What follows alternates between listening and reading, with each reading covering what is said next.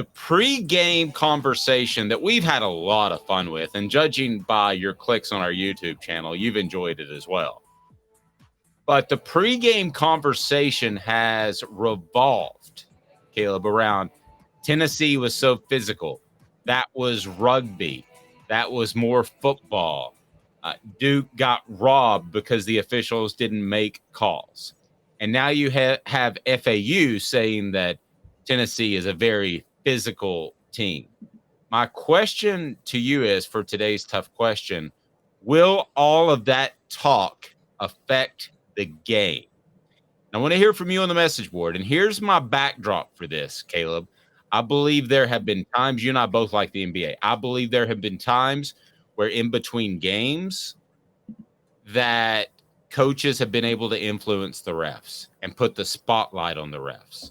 You're in Madison Square Garden tonight. All the bright lights are on. Frank Sinatra might as well be in the stands.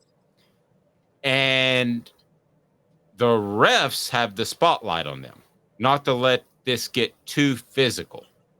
I'm concerned that Tennessee, this is my one concern about this game. Otherwise, I like Tennessee to win, is there's a backlash and it goes back the other way in which the refs call it too close. That's what concerns me. And I think FAU is a more finesse team, and that would really hurt Tennessee. Caleb, what say you, sir? I think it's possible.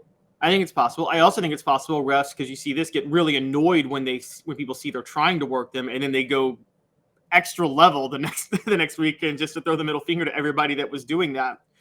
I'll say this: the way Florida Atlantic was talking all week, I think they're trying to work the refs.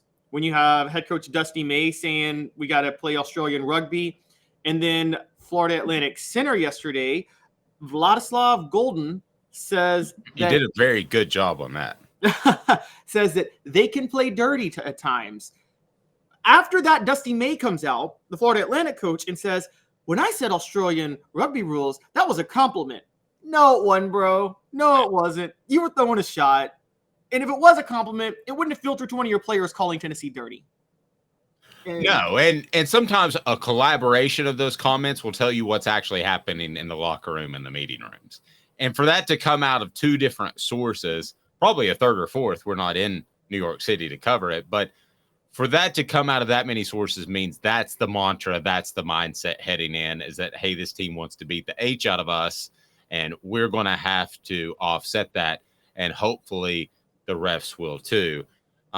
Billy says trash talk doesn't win games, but that's my concern, Billy. I'm going to make this argument, and again, guys on the message board, tell me if I'm crazy, but my concern is, Caleb, that the refs will be affected. Trash talk doesn't win games, but the way I think it was very orchestrated. The way FAU said the things they said over the past 24 to 48 hours almost had a woe is me feel to it.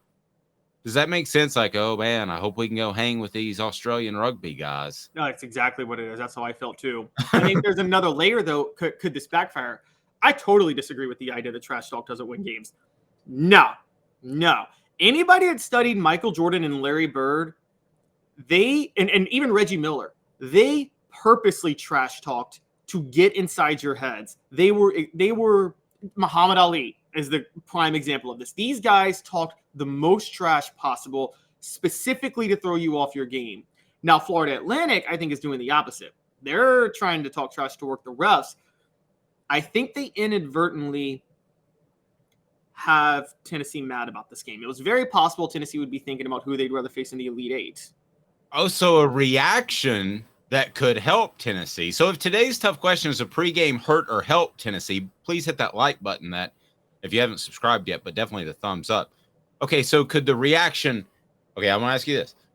Does the public outcry about Tennessee's play against Duke help or hurt the Vols in this game? I think it helps the Vols. I think they're going to be – here's what I think Tennessee's going to do tonight. I think they're really annoyed with the way this has been – they're a mentally tough veteran team. They're really annoyed with the way they've been portrayed. So what they're going to do is saying, oh, you want to consider us dirty? We'll show you dirty. And they may get some fouls, but I bet a few more hard fouls happen tonight. I think of the Bad Boy Pistons when they were first called the Bad Boy Pistons.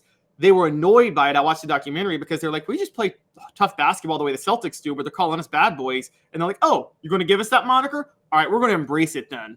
And you're going to fear playing us now. And okay, so I will take the other side, and not just for the sake of debate, but I will take the other side. I think that the refs will call it closer. Travis says the heat is on the refs. They hear the same stuff we do. They will call a very conservative game.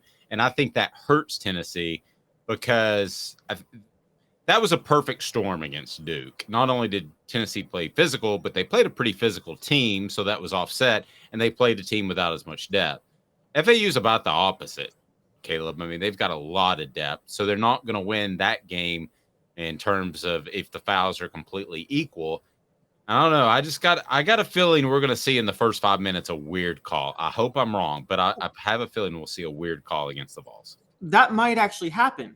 And look, they might call the game tighter. I still think Tennessee can get the edge because even if they call the game tighter, I think Tennessee is going to have a few fouls tonight that are going to be a lot harder than the fouls they threw against Duke. Like, they're going to be like, you want to see hard fouls? You'll want hard fouls? We'll give you hard fouls.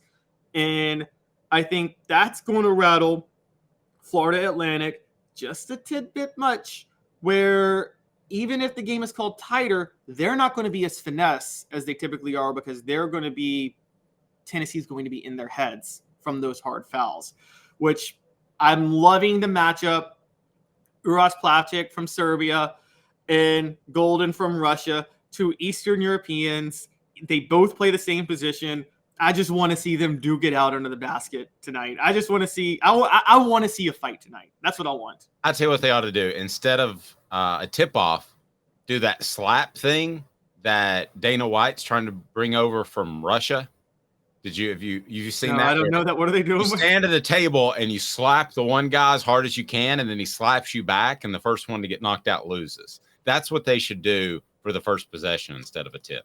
Oh, that would be interesting. That would be interesting. So what's like, we always have these things like, what country's tougher, Serbia or Russia? Those are two tough countries where if you come from there and you're playing basketball over here, those aren't people to mess with. Yeah, I agree. And now we may have Russia and China. We'll see.